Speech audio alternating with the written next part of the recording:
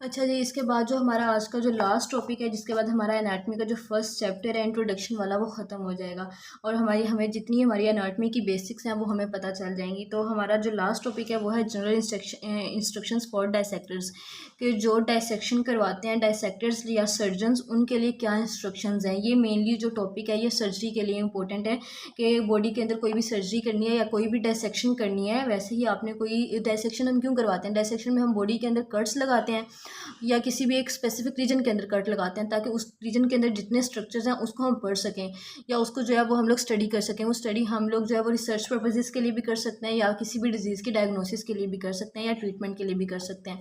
तो इस डायसेक्शन में हमारे पास बताते हैं कि डायसेक्शन के लिए कौन कौन सी इंस्ट्रक्शंस जो है वो लाजमी है। उसमें हम कहते हैं कि dissection is a fine art which requires honest labour. इसके लिए ऑनेस्ट लेबर होना ज़रूरी है, स्किल का होना ज़रूरी है, आपको प्रॉपर पता हो कि आपने कहाँ किस पार्ट में कैसे कट लगाना है, पेशेंस का होना ज़रूरी है और लॉजिकल थिंकिंग का होना ज़रूरी है कि आया कि इस पार्ट के अंदर कट लगाना जो है वो ज़रूरी है भी कि नहीं, कट लगाए बगैर भी हम इसको जो है स्टडी कर सकते हैं या नहीं कर सकते। तो लॉजिकल थिंकिंग, ये 4 पॉइंट्स जो हैं इसके लिए सबसे पहले इंपॉर्टेंट है। उसके बाद कहा जाता है कि बहुत से स्टूडेंट्स के लिए डिस्कस्टिंग होता है कि वो जो है वो डेड बॉडीज़ के साथ डील करें। It might be disgusting to deal with the dead bodies.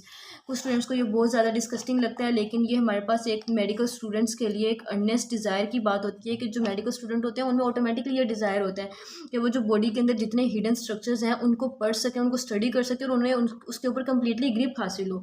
तो कहते हैं कि it should be the earnest desire of the medical students to know about the bounties of Allah that are hidden inside our body, a creation of अल्लाह।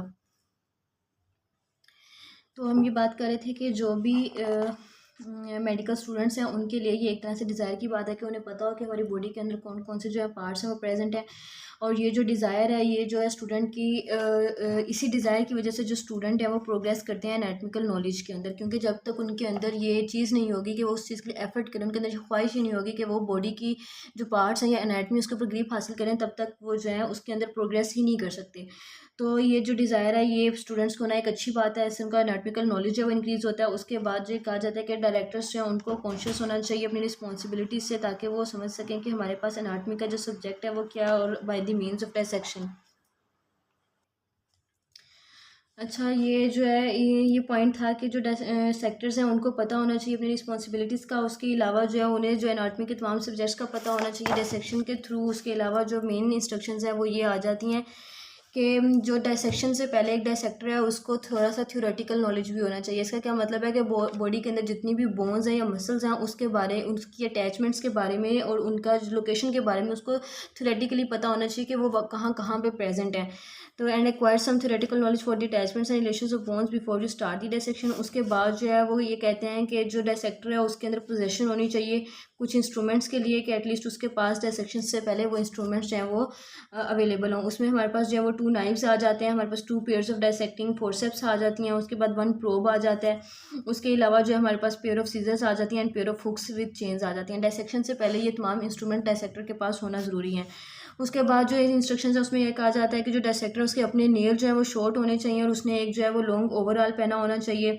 उसके अलावा जो है gloves हैं वो पहनना ज़रूरी नहीं है, ये सिर्फ तब पहने जब आपको शदीद ज़रूरत है। उसके अलावा जो है अगर हम नॉर्मल कोई किसी भी तरह की कोई परसेप्शन कर रहे हैं तो उसके लिए उसका ग्लव्स पहने होना ज़रूरी नहीं है। उसके बाद है कि इस डायसेक्शन के लिए जो डायसेक्टर है उसको स्टडी होना चाहिए, लाइक उसको अपने काम के लिए सेट फास्ट होना चाहिए। ऐसा नहीं है कि अगर उसको बीच में अपना कोई अर्जेंट वर्क आ गया या उसको जो है वो समझ नहीं आ रही तो वो उसको छोड़ के चला जाए। उसको उसके लिए डायसेक्टर होना स्टडी होना ज़रूरी है। इसलिए कहा जाता है कि एक अनस्टडी डायसेक्टर जो है can not be a good surgeon in future. उसके बाद जो उसको अपनी पूरी एफर्ट डालनी चाहिए जो भी अंडरलाइंग वहाँ पे स्ट्रक्चर्स हैं उनकी आइडेंटिफिकेशन के लिए, कि वो प्रॉपर उनको आइडेंटिफाई कर सके। इसके लिए उसका पूरा उसकी एफर्ट उसका पूरा जो है अटेंशन जो है वो उसकी तरफ होनी चाहिए। नेक्स्ट जो है वो टाइम उसको वेस्ट नहीं करना चाहिए कि वहाँ पे अगर कोई बहुत अनइम्पोर्टेंट या माइन्यूट स्ट्रक्चर्स हैं डायसेक्शन से पहले तो उसके ऊपर उसने अपना टाइम वेस्ट नहीं करना। उसके अलावा डायग्राम्स के लिए अगर ज़रूरी है तो वहाँ हमारे पास एक बुक होती है एनाटमी की, मेन ग्रेज एनाटमी, वो उससे कंसल्ट जो है वो कर सकता है।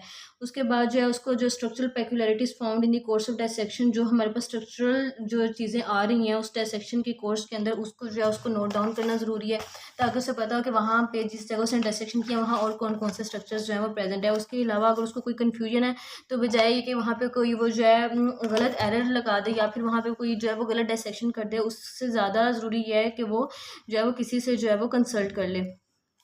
नेक्स्ट ये है कि try to make the whole area of dissection very impressive by observing cleanliness, observe करके क्लीनलीनेस के थ्रू जो पूरा एरिया वो डायसेक्ट करे। उसके अलावा जो है जितने भी वहाँ पे फाइंडिंग्स है, वहाँ पे जितने क्वेश्चंस आ सकते हैं उसके लिए उसके पास आंसर्स पहले से प्रिपेयर हों। उसके अलावा उसके अपने पूरे पार्ट का डायसेक्शन के एंड पे जो है वो रिव्यू करे, अपनी जो डेड बॉडी है उसको प्रॉपर रिस्पेक्ट दे, और उसके किसी भी पार्ट को जो है वो उसकी जो अंडर स्टडी है उसको जो है वो प्रॉपरली यूज़ करे, और हमारे पास एक जेंटल एंड प्रोफेशनल डॉक्टर की तरह जो है वो एक्ट करे। और अपने जो टीचर्स हैं और जो भी पैरामेडिकल का स्टाफ है उनके साथ उसका जो बिहेवियर है वो बहुत ज़्यादा प्रोफेशनल होना चाहिए।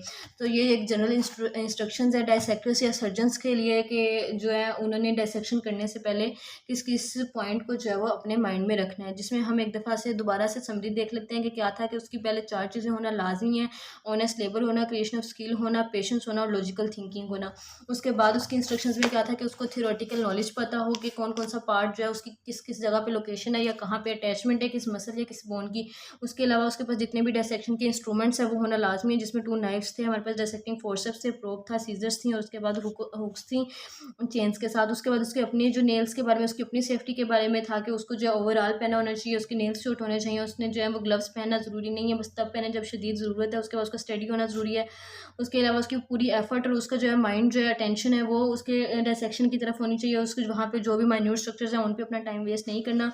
अगर ज़रूरी है तो किसी भी ग्रेज एनाटमी की बुक है उससे कंसल्ट कर लेना है। उसके अलावा उस डायसेक्शन के अंदर जितने दूसरे स्ट्रक्चर्स प्रेजेंट हैं उनको उसने नोट डाउन करना है। अगर कोई कन्फ्यूजन है तो कोई ग्रोस एरर नहीं करना, बल्कि जो है वो किसी और से जो है वो पहले कंसल्ट करना है। उसके बाद जो है उसने उसको वहाँ पे जितने भी उस फाइंडिंग्स के अंदर डायसेक्शन में जितनी फाइंडिंग्स आ रही हैं वहाँ पे अगर कोई क्वेश्चंस आ रहे हैं तो उसके आंसर उससे पता होना चाहिए। उसके बाद डायसेक्शन को ख़त्म करने से पहले उसने पूरे पार्ट का ओवरऑल एक थोरली रिव्यू करना है। उसके बाद जो है उसने डायसेक्शन के लिए जो भी डेड बॉडी है उसका जो पार्ट चूज़ किया था उसको जो है वो रिस्पेक्ट पे करनी है, और अपने जो टीचर्स है पैरामेडिकल स्टाफ है उनके साथ जो है प्रोफेशनली और जेंटली जो है उसने बिहेव करना है।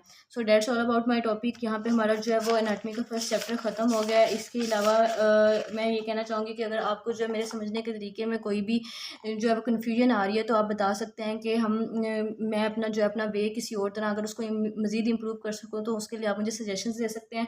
इसके अलावा अभी जो है हम लोग बुक से चल रहे हैं क्योंकि जो टॉपिक्स हैं वो सारे बुक से रीडिंग वाले हैं, लेकिन अगर अब हम नेक्स्ट चैप्टर स्टार्ट करेंगे जिसमें जो है हमारा मेन जो है कंसेप्चुअल चीज़ें आएंगी, उसके लिए हमें उसकी डायग्राम्स भी पढ़ना ज़रूरी है। तो वो भी मैं कोशिश करूँगी कि आपको जो है वो एटलीस्ट ऑफ ह्यूमन एनाटमी से जो सारी डायग्राम समझा सकूँ। इसके अलावा जो है नेक्स्ट लेक्चर्स में मैं ये भी कोशिश करूँगी कि आपको इन टॉपिक्स के जो है नोट्स, हैंड रिटन नोट्स बना के वो भी प्रोवाइड कर सकूँ। So that's all about today. अगर आपको मेरी वीडियो अच्छी लगी हो तो लाइक शेयर एंड सब्सक्राइब ज़रूर करिएगा। Thank you very much.